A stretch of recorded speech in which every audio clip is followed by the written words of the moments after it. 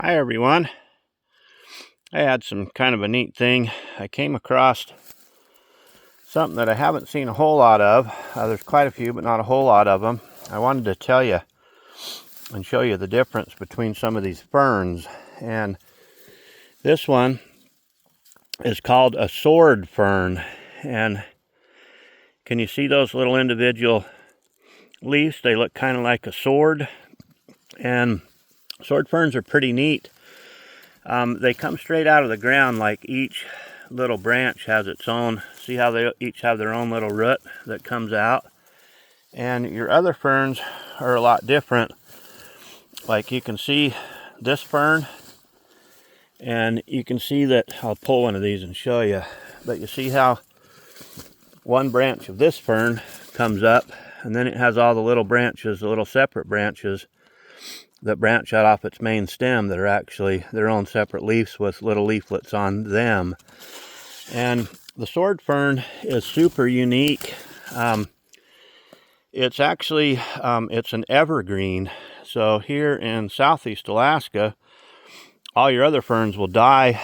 Well, not necessarily die, but they'll turn brown and go into, their winter time where they're just brown. They look dead, but they're not. But they come back every year, but they go brown. Where your sword ferns, these ferns stay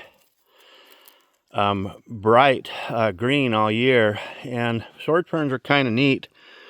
They have what looks like almost like little kind of, I don't know if you can see, kind of like little pimples, a little brown rim that goes around the leaf. That's another way you can tell the sword fern, but mostly by just the single stalk. And also the little leaflets look like, here, I'll pull one off. And see, it looks like a sword. Like if the handle was back here, and that would be your sword. They look just like a sword.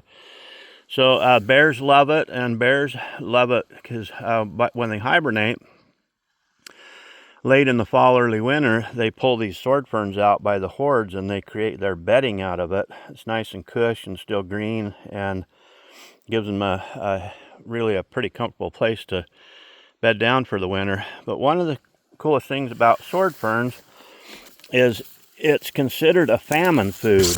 And so you're not, the fiddleheads are different on your sword ferns versus your ostrich ferns. And most of these other ferns are ostrich ferns. And so you could eat the fiddleheads on your ostrich ferns like that one, but it's not really suggested you ever eat the sword fern fiddlehead. But what is neat about the fiddlehead, it's considered a famine food because when you pull this thing out by the roots, it has almost like a tuber root, and it's covered in brown, but you peel it and boil it, and it's just packed full of starch, and so it would fill you up, and it would give you a little bit of nutrients. So back in the day, or if you were starving and you found a big patch of these sword ferns, you would be hooping and hollering because you just found a really good food source. And you could actually pull this whole plant out, and you would have some starchy, almost like a little potato, except it's more like a root. But some of the ferns actually have little mini potatoes on them, except for they're actually tubers, but they do look like potatoes, little mini potatoes. But anyway, I wanted to show you a really neat find, the sword fern. And let me pull one more of these and check that out. Looks like a sword. Really kind of neat. Anyway, I was just hiking around, saw some sword ferns. I wanted to show you all what they look like. The rest of these would be wonderful fiddleheads in the spring. They're mostly ostrich ferns, and I love the fiddleheads, but of course they're not good now. But anyway, you all have a super nice day. Wanted to share what a sword fern looks like. Evergreen. Bears love it. Roots are great, boiled, full of starch.